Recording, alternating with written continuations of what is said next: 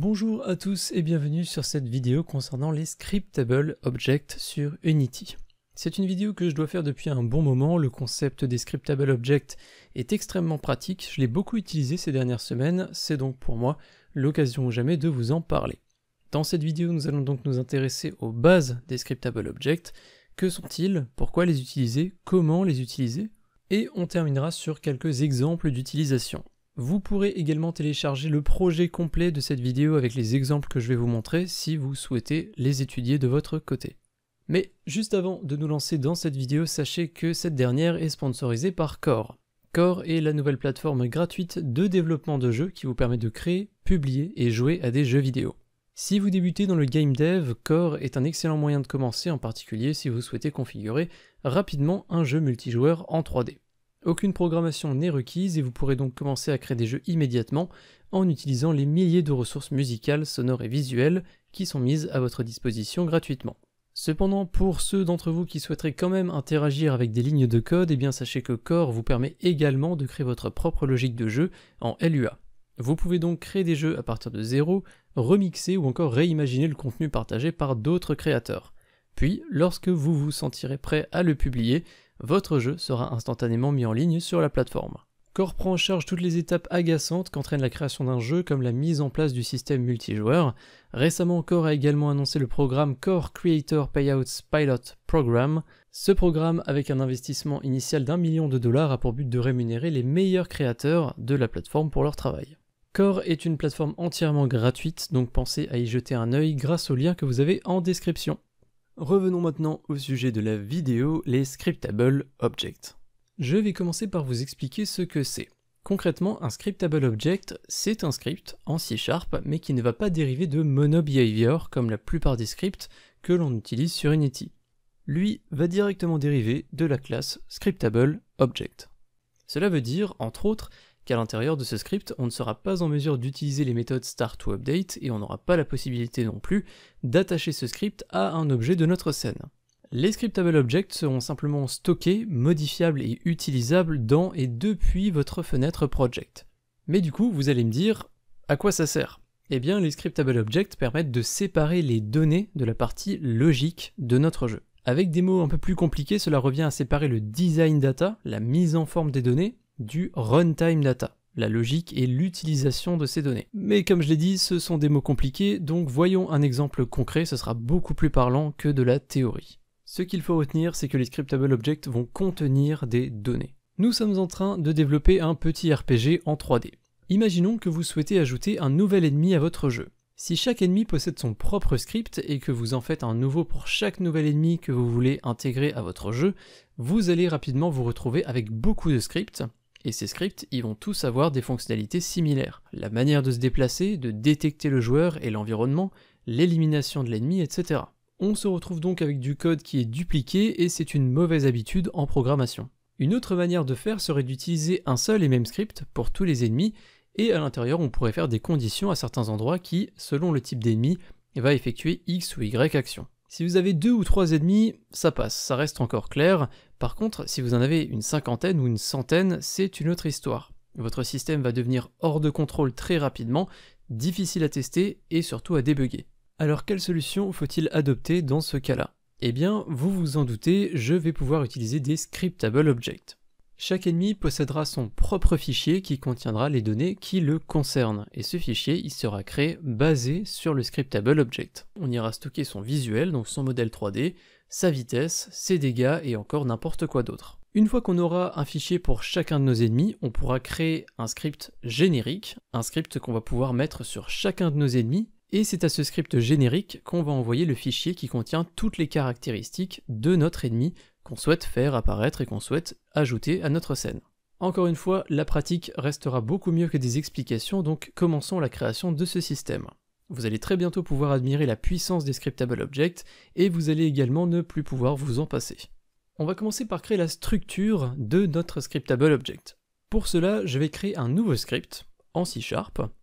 Ce script, je vais l'appeler EnemyData. Le nom n'a pas vraiment d'importance, même si on retrouve très souvent le mot data à l'intérieur. Et ce script, je peux l'ouvrir dans mon IDE. Je vais remplacer la dérivation de MonoBehavior par Scriptable Object. Ensuite, je vais supprimer les méthodes start et update. Comme je le disais plus tôt, elles ne sont de toute façon pas utilisables dans un scriptable object. J'ajoute ensuite ce qu'on appelle un asset menu, et je vais le mettre juste au-dessus de mon nom de classe. À l'intérieur, on va préciser deux paramètres. File name, que je vais appeler enemy-data, et menu name, dans lequel je vais mettre mygame/enemy-data. Je sauvegarde, et grâce à cette ligne, je vais pouvoir créer un fichier basé sur ce scriptable object. Pour ça, on peut retourner sur Unity, et depuis le menu Asset, Create, on retrouve un sous-menu mygame, et à l'intérieur on retrouve enemy-data. Ce chemin, il est évidemment défini par ce que nous avons renseigné dans menu name. Donc en réalité, vous pouvez mettre vraiment le chemin de votre choix, et même potentiellement ajouter la création de votre scriptable object dans un chemin déjà existant. En faisant cette action et donc en créant un nouvel élément de type enemy-data, on peut voir qu'on a un nouveau fichier qui apparaît dans la fenêtre project. Imaginons que je souhaite ajouter un squelette dans mon jeu. Je vais donc appeler ce fichier skeleton. Ce que vous devez bien comprendre, c'est que ce fichier va représenter notre squelette. Il va représenter toutes les données qui lui sont assignées. Sa vitesse, ses dégâts, son modèle 3D, etc. Dans ce fichier, il n'y aura absolument aucune logique. Le but est uniquement de stocker des données. Mais ces données, pour l'instant, elles n'existent pas. Comme vous pouvez le voir dans l'inspecteur, ce fichier est complètement vide, on ne peut donc rien en faire pour l'instant. Je vais retourner dans Visual Studio et je vais ajouter quelques variables qui vont définir les caractéristiques et statistiques de mon ennemi. Comme je vous le disais il y a quelques secondes, je peux ajouter une variable qui va contenir son nom, une description, son modèle 3D, ses points de vie, sa vitesse, etc. Je peux mettre une infinité d'informations. Cela étant fait, je peux ensuite retourner sur Unity, et si je sélectionne de nouveau le scriptable object skeleton, vous pouvez voir que dans l'inspector, on a plein de champs qui sont apparus. Tous ces champs sont évidemment définis par ce qu'on vient d'ajouter, le nom, la description, le modèle 3D, etc. Je vais donc pouvoir remplir toutes ces variables avec les données qui vont concerner mon ennemi. Je choisis donc un nom, une description, je glisse le modèle 3D que j'ai préparé en amont à l'intérieur de ce fichier, bref, vous l'avez compris, je choisis les caractéristiques de mon squelette. Maintenant, on a un fichier qui représente notre squelette. Mais on peut créer autant de fichiers qu'on veut pour avoir autant d'ennemis ou autant de personnages que l'on veut. Pour ça, on peut toujours passer par le menu Asset qu'on a en haut, comme je vous l'ai montré avant, mais vous avez aussi un raccourci en faisant un clic droit dans la fenêtre Project, et vous retrouvez mygame, enemy-data. J'ai donc un deuxième fichier qui va apparaître, et ce deuxième fichier, eh bien je vais l'appeler Gobelin, parce que je vais créer un autre ennemi qui sera un méchant gobelin. Dans l'inspecteur, encore une fois, je peux configurer les caractéristiques de cet ennemi. Donc je vais de nouveau lui choisir un nom, une description, un modèle 3D, etc. Maintenant, c'est bien beau d'avoir ces deux fichiers. Chaque fichier représente un ennemi, mais pour l'instant ce ne sont que des données. Pour l'instant on n'en fait rien, on a juste stocké des informations. Il faut donc maintenant qu'on ait un système qui va prendre ces données et qui va en faire quelque chose. Pour ça, on va créer un script générique. Pourquoi est-ce que je dis générique? Parce que ça sera le même script qui sera présent sur tous nos ennemis, sur tous nos personnages. Et ce script, on va simplement lui donner l'un de nos fichiers qu'on a créé, l'un des fichiers qui contient les informations de nos ennemis, et basé là-dessus, lui, il s'occupera de les faire apparaître, d'assigner les bonnes caractéristiques, etc. Ce fameux script générique, eh bien, vous l'avez sous les yeux. Il est déjà tout prêt. Pour gagner du temps dans cette vidéo et vous montrer directement l'exemple concret, je vous épargne son écriture, mais vous avez la possibilité de télécharger encore une fois le projet exemple de ce tutoriel en description. Mais j'y reviendrai à la fin de la vidéo. Comme je le disais, ce script, on va l'ajouter à chacun de nos ennemis. Donc on va commencer par configurer ça dans Unity. Je vais créer un GameObject empty, un nouvel objet. Je vais le renommer en skeleton. Le premier ennemi que je vais faire apparaître, ce sera mon squelette. Vu que c'est un empty, eh bien on ne le voit pas dans la scène, donc c'est optionnel, mais on peut lui ajouter une petite étiquette pour au moins voir à peu près où est l'objet. Puis je vais ajouter sur cet objet le fameux script générique que je viens de vous montrer. On a automatiquement un autre component qui va s'ajouter, qui est un NavMeshAgent. Il va permettre à notre ennemi de faire du pathfinding. En gros, il va pouvoir se déplacer tout seul dans la scène basée sur l'environnement qui l'entoure. Enfin bref, ce n'est pas le sujet de la vidéo d'aujourd'hui, donc je ne vais pas trop en parler. Ne vous intéressez pas trop à cet élément. Ce qui nous intéresse, nous, surtout, c'est ce script générique et surtout ce champ enemy-data qui est apparu. Vous l'avez sûrement deviné, je vais pouvoir glisser à l'intérieur de cette variable l'un des fichiers qu'on a créé juste avant et qui définit nos ennemis. Pour ce premier exemple, je vais glisser la configuration de mon squelette à l'intérieur. Et aussi bizarre que ça puisse paraître, nous avons maintenant un ennemi entièrement configuré. Je peux donc appuyer sur Play pour tester et comme vous pouvez le voir directement, j'ai un squelette dans ma scène qui va simplement se déplacer. Tout est donc parfaitement fonctionnel et on va ajouter un deuxième ennemi dans notre scène qui est simplement notre gobelin. On va donc choisir l'objet squelette. Je vais faire la combinaison de touches CTRL-D, ça va faire une duplication. Et cette duplication, je vais la déplacer un petit peu, je vais la renommer en gobelin. Et vous l'avez deviné, je vais glisser la configuration de mon second ennemi, donc celle du gobelin, dans Enemy Data. Maintenant que nos objets sont configurés, on va très rapidement revenir sur le script générique que je vous ai montré. Encore une fois, je ne vais expliquer que l'essentiel, mais vous retrouverez une version commentée et détaillée du script sur GitHub. Dans la fonction start de ce script, au lancement du jeu, donc, je vais appeler une fonction loadEnemy. À l'intérieur de cette méthode, vous pouvez voir que je récupère le visuel du personnage qui est stocké à l'intérieur du scriptable object. Scriptable object se trouvant donc dans la variable enemy_data. Basé sur le modèle 3D qu'on va récupérer à l'intérieur, on va l'instancier, le faire apparaître dans la scène. On va également effectuer une suite d'actions qui vont nous permettre de mieux configurer l'objet, je ne vais pas trop revenir dessus. Et un peu plus bas, on peut également voir que je vais modifier la vitesse de notre ennemi. Et cette vitesse que je vais assigner, eh bien, elle se trouve également dans le scriptable object. Comme vous l'avez vu un petit peu plus tôt, j'ai ajouté plein de caractéristiques à mon ennemi. Un nom, une description, des dégâts, des points de vie, etc. Pour l'exemple, juste pour aller rapidement, je ne vais en utiliser que deux parmi tous ceux que je vous ai montrés. C'est donc le modèle 3D qu'on va faire apparaître et la vitesse qu'on va assigner à cet ennemi. Mais je pourrais ajouter beaucoup plus de lignes et beaucoup plus de paramétrage à ce même endroit dans la méthode loadEnemy. Assez parlé de script, essayons maintenant ce système. On va retourner sur Unity et je vais appuyer sur Play. On peut voir que automatiquement, Unity a remplacé les deux empty qu'on avait à l'instant par le bon ennemi avec son visuel, et on peut voir même que mon gobelin se déplace plus rapidement que mon squelette, car les vitesses que j'ai définies dans leur fichier sont différentes. Celle du gobelin est à 2,2 et celle du squelette est à 1,5. Vous l'avez donc compris, je peux maintenant créer autant d'ennemis que je veux avec ce système. Je vais simplement créer un nouveau fichier enemy_data, basé sur le scriptable object que je vous ai montré, qu'on a créé ensemble, et en renseignant les paramètres de mon choix et simplement en l'ajoutant à un script de gestion des ennemis, eh bien je vais très rapidement pouvoir ajouter autant d'ennemis que je veux. Comme vous pouvez le voir, en quelques secondes, j'ai ajouté ce chevalier. Les scriptable objects existent maintenant depuis plusieurs années, et je ne les ai que très rarement abordés sur la chaîne. Pourtant, comme vous pouvez le voir, ils sont très pratiques et peuvent vous faire gagner énormément de temps dans le développement de vos jeux.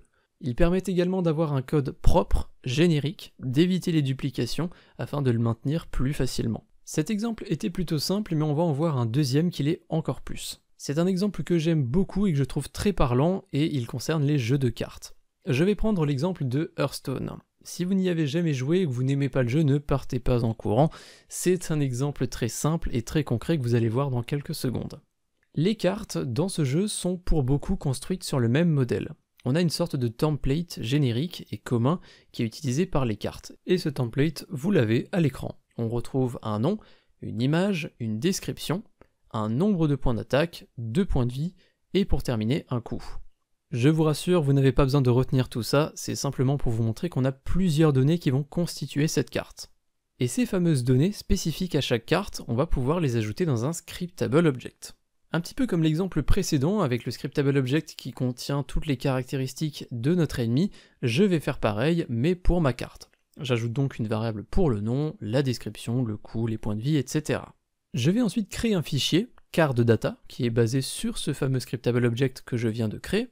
Et exactement comme pour le premier exemple, je vais pouvoir renseigner dans mon inspecteur toutes les informations de la carte que je veux créer, parce que ce fichier va simplement représenter une carte.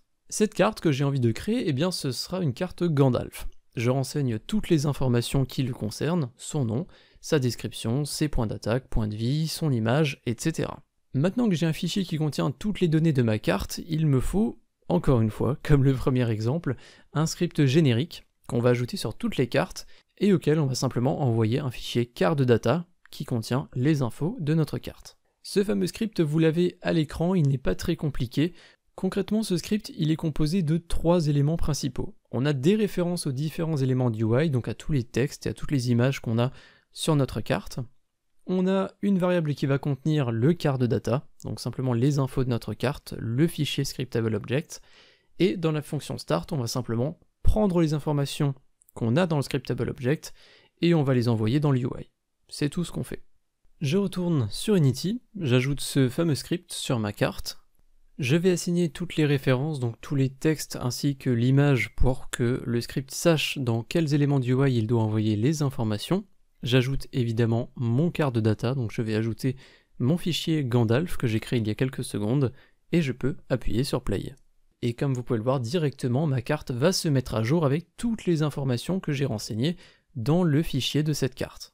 Je peux maintenant dupliquer ce template de carte et je vais pouvoir créer différentes copies de mon scriptable object. Je vais simplement pouvoir créer d'autres cartes différentes.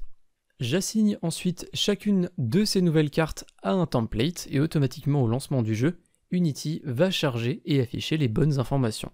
J'ai donc développé en quelques secondes seulement un système qui me permet de créer autant de cartes que je veux avec n'importe quelle caractéristique. Je l'ai également dit au fil de la vidéo, vous retrouverez en description un lien vers le projet que j'ai utilisé pour la vidéo d'aujourd'hui. Vous avez donc la possibilité de télécharger le projet avec les deux exemples, celui des ennemis et l'exemple du jeu de cartes. J'ai dû adapter et remplacer certains visuels parce que certains provenaient d'assets payantes ou étaient simplement protégés par des droits d'auteur, mais le code et le fonctionnement est exactement le même que dans la vidéo que je vous ai présentée. N'hésitez donc pas à télécharger ce projet et à l'étudier en détail. Je l'ai exprès commenté pour que toutes les lignes soient claires pour tout le monde, même les débutants. Un grand remerciement à tous les tipeurs du mois dernier qui sont affichés à droite de l'écran et sans qui cette vidéo n'aurait pas été possible. Un remerciement spécial également à Spyprog, Lionel, Frédéric, Schizocell, Alec1996 et Inca300. Si vous souhaitez soutenir financièrement la chaîne et que vous avez la possibilité de le faire, vous pouvez vous rendre sur Tipeee ou Utip, les liens sont en description. Pensez également à jeter un œil à Core dont je vous ai parlé en début de vidéo, vous avez le lien aussi en description. Décidément, il y a tout dans cette description. Je vous dis à très bientôt pour d'autres vidéos sur la chaîne et surtout, n'hésitez pas à abuser des scriptable objects. Salut!